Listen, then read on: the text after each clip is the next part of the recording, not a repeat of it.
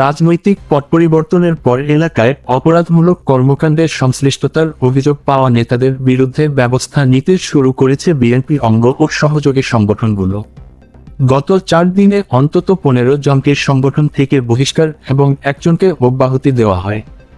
শেখ হাসিনার নেতৃত্বাধীন আওয়ামী লীগ সরকারের পতনের পর সংখ্যালঘুদের ঘরবাড়িসহ বিভিন্ন স্থানে হামলা ও ভাঙচুরের বিরুদ্ধে দলের শীর্ষ নেতৃত্ব থেকে কঠোর অবস্থান নেওয়ার পরে ব্যবস্থা নেওয়া হলো বলে বিএনপি সূত্রে জানা গেছে।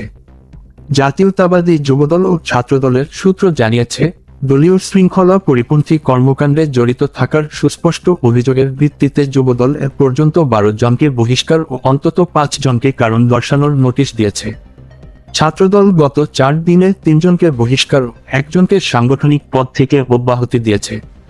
এর মধ্যে বরিশাল জেলা ছাত্রদলের সহসাংগঠনিক সম্পাদক ফয়সাল খান, ঢাকার শেরেবাংলা কৃষি বিশ্ববিদ্যালয় শাখার সাধারণ সম্পাদক বি.এম. আলমগীর কবির ও পঞ্চগড় পৌরসভার সদস্য সচিব শামীম ইসলামকে বহিষ্কার করা হয়।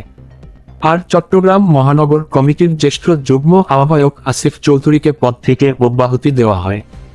আরও 3 জনকে কারণ দর্শানোর নোটিশ পাঠানো হয়েছে বলে জানা গেছে। ছাত্রদলের কেন্দ্রীয় সাধারণ সম্পাদক নাসির উদ্দিন গত রাতে বলেন, অন্যরা যাতে সতর্ক হয় এবং ভুল পথে না যায় সেজন্য এই সাংগঠনিক ব্যবস্থা নেওয়া হচ্ছে। আমরা জেলা কমিটিগুলোকেও শান্তিমূলক ব্যবস্থা নেওয়ার নির্দেশনা দিয়েছি।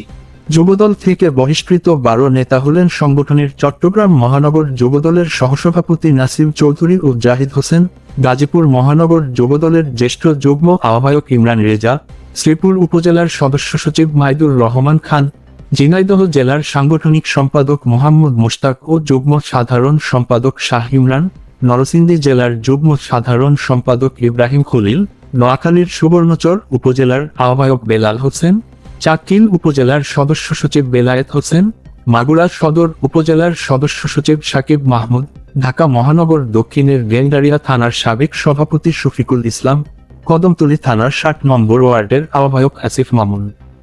এর বাইরে স্বেচ্ছাসেবক দল মাগুরা পৌর শাখার আহ্বায়ক মারুফ হোসেনকে সব পদ থেকে বহিষ্কার করেছে। গত বৃহস্পতিবার নয়াপল্টনের সমাবেশে বিএনপির ভারপ্রাপ্ত চেয়ারম্যান সহিংসতা বিরুদ্ধে কঠোর হুঁশিয়ারি জানান। তিনি বিএনপি নাম ব্যবহার করে কেউ কোনো অপকর্ম করতে চাইলে তাকে আইনের হাতে তুলে দেওয়ার আহ্বান জানান।